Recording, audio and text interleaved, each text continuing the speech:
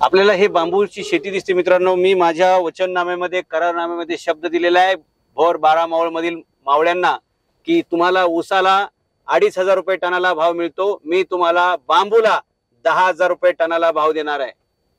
बांबूला 10,000 रुपये टनाला भाव देणारा जगातील मी पहिला माणूस असेल जो इथल्या 12 मावळ मधील शेतकऱ्यांच्या भल्यासाठी फक्त म्हणजे ज्या बांबूला पाणी लागत नाही, ज्या बांबूला बी बियाणं लागत नाही, खत लागत नाही, फवारणी लागत नाही, शून्य ज्याचं उत्पादन खर्च आहे, अशा बांबूला आम्ही टनाला 10,000 रुपयाचा भाव देणार आहोत। आणि सध्या राजकारणातील लोक ऊसाला भाव देत आहेत 2,500 रुपये टनाला।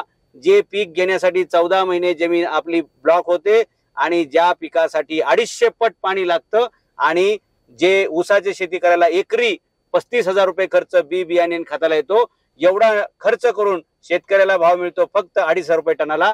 आम्ही बांबूची शेतीला प्राधान्य देऊ आणि बांबूला भाव देऊ 10,000 रुपये टनाला।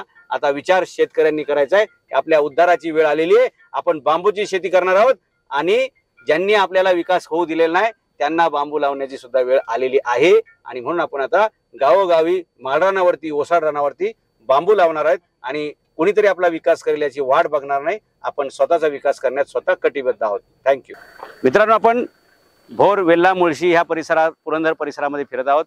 जागोजागी इथे बांबूची शेती आहे मित्रांनो आणि या बांबूला आपण टनाला 10,000 रुपये भाव देण्याचं वचन दिलेलं आहे। आपल्या करारनाम्यामध्ये आपण तसं लिहिलेलं आहे।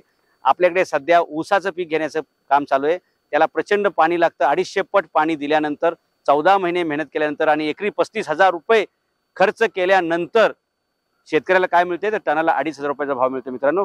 ज्या बांबूला ना खत लागतंय, ना पाणी लागतंय, ना फवारणी लागते आणि ज्याला लावण्यासाठी काही खर्च नाही, किरकोळ खर्च आहे, अशा बांबूला आपण टनाला 10,000 रुपये भाव देणार आहोत।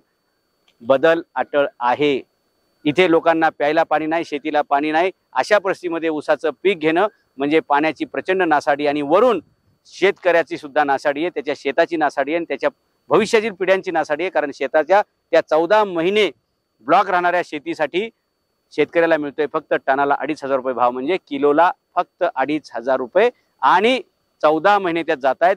वर्षाचे 35,000 रुपये प्रति एकरी त्याचा खर्च होऊन त्याला मिळतंय किती तर टनाला 2,500 रुपये, म्हणजे किलोला 2.5 रुपये। आम्ही मात्र या माळ रानावर ओसाड रानावर येणाऱ्या बांबूला टनाला 10,000 रुपये देणार आहोत। बदल अटळ आहे।